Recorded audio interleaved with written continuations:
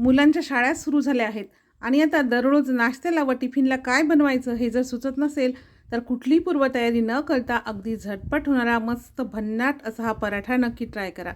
करायला खूप सोपा आहे, झटपट तयार होतो आणि चवीला इतका भन्नाट लागतो ना, की आता डब्यामध्ये जरी तुम्ही हे पराठे दिले तर पूर्ण डब्बा संपूनच येणार. आणि नाश्त्याला जर गरमागरम पराठे केले तर 3 ते 4 पराठे कधी संपवले करणारच नाही. त्यासाठी रेसिपी पूर्ण बघा. चला तर मग रेसिपीला सुरुवात करूया.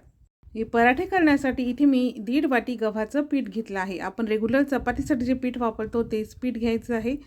यामध्ये आता चवीनुसार मीठ टाकूया. व्हिडिओमध्ये जे साहित्याचं प्रमाण सांगितलं आहे त्यामध्ये जवळजवळ 4 ते 5 एवढे पराठे तयार होतात. मीठ टाकल्यानंतर मिक्स करून घ्यायचं. थोडं थोडं पाणी टाकून चपातीला मळतो त्यापेक्षा थोडीशी घट्टसर अशी कणिक मळून घ्यायची या पद्धतीची. कणिक छान मळून मऊ करून घेतली. आता याच्यावरती थोडंसं तेल टाकायचं.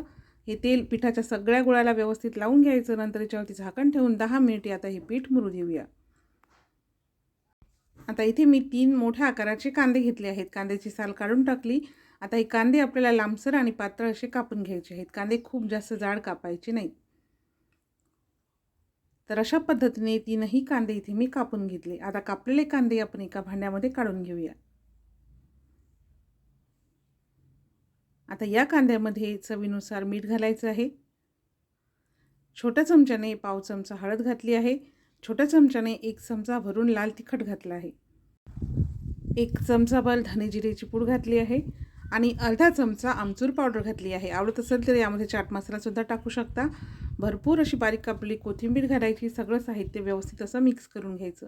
यामध्ये मी गरम मसाला टाकायची विसरली होती तर अर्धा चमचा गरम मसाला घातला आहे. गरम मसाला टाकल्यानंतर मिक्स करून घ्यायचं आणि पराठ्याचं सारण इथे तयार आहे.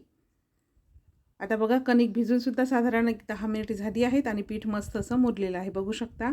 आता हे पीठ पुन्हा थोडंसं मळून घ्यायचं. पीठ छान मळून घेतलं की पराठा लाटताना फाटत नाही. अशा पद्धतीने मस्त अशी कणिक मळून घेतली. आता चपातीला घेतो तेवढा याचा गोळा घ्यायचा आहे किंवा तुम्हाला पराठे ज्या पद्धतीने लहान मोठे करायचे आहे त्यानुसार तुम्ही कणकेचा गोळा घेऊ शकता. तयार कणकेचा गोळा गव्हाच्या कोरड्या पिठामध्ये घोळून याची मोठी अशी पारी लाटून घ्यायची.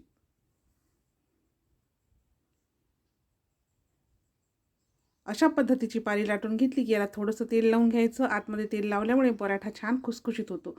थोडंसं हलकंसं गव्हाचं पीठ भरभरून घ्यायचं म्हणजे कांद्याला जर पाणी जरी सुटलं तरी पराठा लाटताना फुटत नाही. आणि आता तयार केलेलं जे कांद्याचं सारण आहे ते या पारीमध्ये ठेवायचं आणि अशा पद्धतीने याचं तोंड बंद करायचं. आपण पोळीमध्ये पुरण जसं भरतो ना त्या पद्धतीने व्यवस्थित असं तोंड बंद करून घ्यायचं आणि नंतर हलकंसं असं प्रेस करून घ्यायचं म्हणजे कांद्याचे जे सारण आहे ते सगळीकडे एकसारखं असं पसरते. नंतर गव्हाच्या कोरड्या पिठामध्ये घोळून याचा एकसारखा असा पराठा लाटून घ्यायचा. पराठा अलट-पलट करून दोन्ही बाजूने लाटून घ्यायचा आहे आणि पराठा खूप जास्त पातळ लाटायचा नाही, थोडासा गुबगुबीतच ठेवायचा आहे.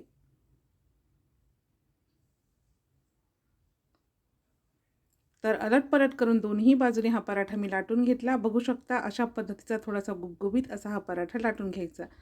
आता यावरती थोडीशी बारीक कापलेली कोथिंबीर भरभरून घेऊया.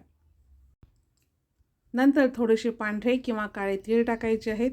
व्यवस्थित तीळ पसरवून घ्यायचे. नंतर लाटण्याने थोडंसं लाटून घ्यायचं म्हणजे कोथिंबीर आणि तीळ पराठ्याला व्यवस्थित असे चिकटतात. आणि आता लगेचच हा पराठा आपण शेकून घेऊया. पराठा शेकण्यासाठी तवा छान गरम करून घ्यायचा. गॅसची फ्लेम मीडियम ठेवायची. पराठा टाकल्यावरती कडेने थोडंसं तेल किंवा तूप आवडीनुसार टाकायचं आहे आणि मीडियम गॅसवर अलट-पलट करून मस्त खमंग आणि खरपूस असा हा पराठा शेकून घ्यायचा. सिंपल मेजवानी मराठीमध्ये मी अशाच छान छान रेसिपी सोप्या पद्धतीने तुमच्यासोबत शेअर करत असते. त्यासाठी सिंपल मेजवानी मराठीला नक्की सबस्क्राईब करा आणि बाजूचे घंटीचे बटन प्रेस करायला विसरू नका. तर बघा दोन्ही बाजूने मस्त अलट-पलट करून खमंग असा हा पराठा शेकून घेतला. बघू शकता पराठ्याला मस्तसा रंग आला आहे आणि मस्त खरपूस असे पराठे शेकून झाले आहेत.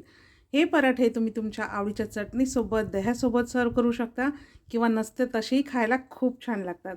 तर तुम्हाला आजची ही रेसिपी कशी वाटली हे कमेंट्समध्ये मला नक्की सांगा. रेसिपी आवडल्यास लाईक आणि शेअर नक्की करा.